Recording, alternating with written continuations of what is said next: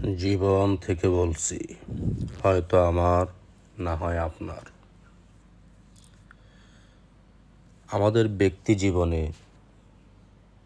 সংসার জীবনে, সামাজিক জীবনে, রাষ্ট্রীয় জীবনে, জীবনের প্রতিটি পর্যায়েই মানুষ চিনতে পারাটা জীবনের সবচেয়ে বড় অর্জন। যদিও মানুষ চিনতে পারাটা আসলে অতটা সহজ নয়, যতটা সহজ করে আমরা ভাবি। কারণ মানুষের মিষ্টি কথার কাছে আমরা দুর্বল হয়ে নিজেদের সকল দুর্বলতাগুলোই এক সময় প্রকাশ করে দেই।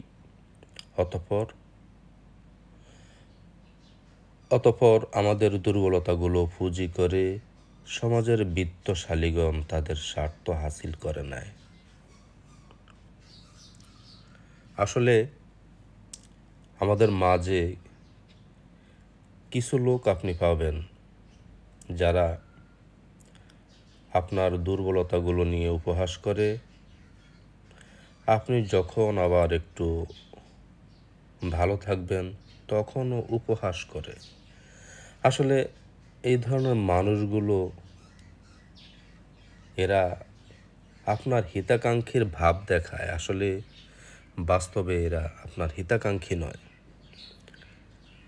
কারণ এদের ভিতরে কাজ করে জ্বালা, অন্তর্জ্বালা, হিংসা, প্রতিহিংসা।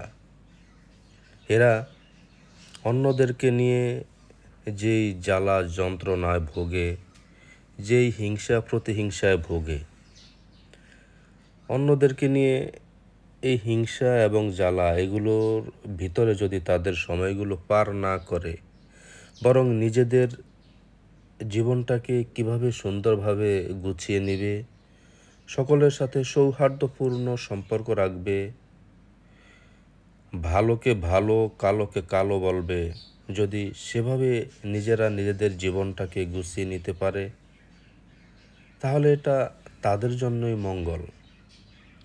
বরং সেগুলো চিন্তা না করে কিভাবে কার পিছনে কে কিভাবে